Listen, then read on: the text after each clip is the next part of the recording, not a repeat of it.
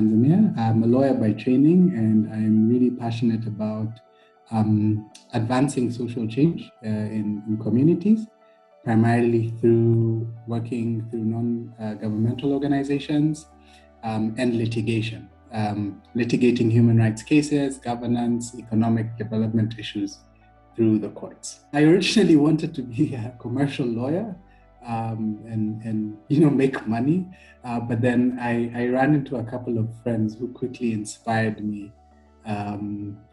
to use the law to advance social change. I saw the energy, the passion, the ability to transform lives firsthand, and I think that's what got me hooked.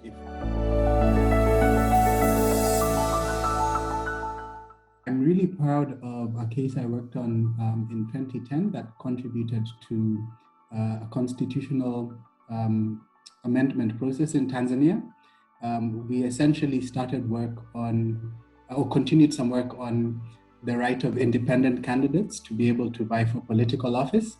And that then created a lot of appetite within the community, the political opposition within the country, to be able to advocate for constitutional change. Now, in terms of background, Tanzania hasn't had a constitution since the mid-70s.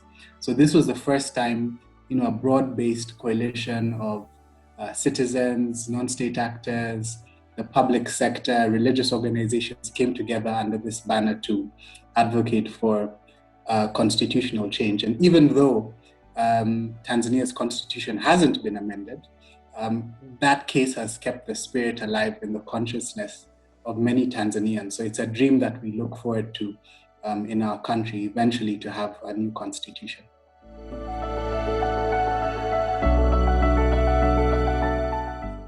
Trying to rejig how we can push the limits of the work that we do, I find really interesting, whether it's on, political change or transitions within countries. How are we able to develop smart partnerships with entities or groups that traditionally we wouldn't think we would want to be able to work with? We have to try our best to make use of these change moments. So it's preparing ourselves, creating the tools to maximize and then to also sustain change. So I think also working on the sustainability issue it's critical. The work of democratization and constitutional building really isn't an event. It's a constant battle, and it also then means we have to assist the generations that came before us, but then also make sure that we are creating space for new sets of actors to be able to come in and continue the work.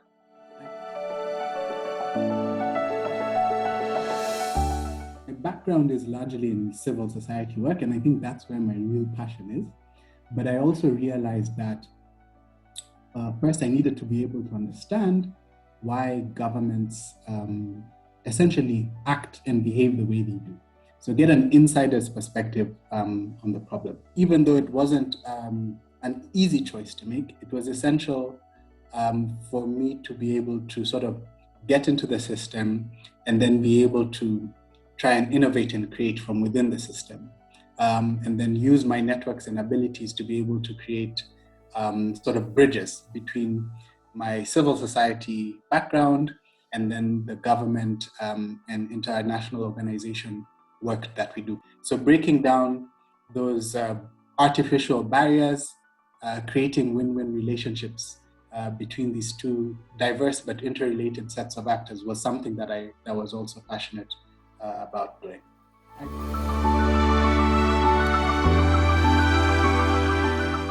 I currently work for the African Union Advisory Board on Corruption, which is an intergovernmental body that's tasked with monitoring anti-corruption developments. At the advisory board, I currently lead the department related to political and legal matters, which in essence entails political engagement and advocacy with states for those states that haven't ratified the African Union Convention on Preventing and Combating Corruption, to encourage them to do so, and for those states that have ratified it to monitor the implementation of the conventions. The position has allowed me to learn about so many different approaches and perspectives to the anti-corruption and governance challenge in the continent. But I think it's also been very inspiring because you get to see the work that a lot of people are doing. There's a lot of positive work we're doing in many of our communities. We sometimes just don't sell our stories well enough. So to get to see that firsthand is always quite a blessing.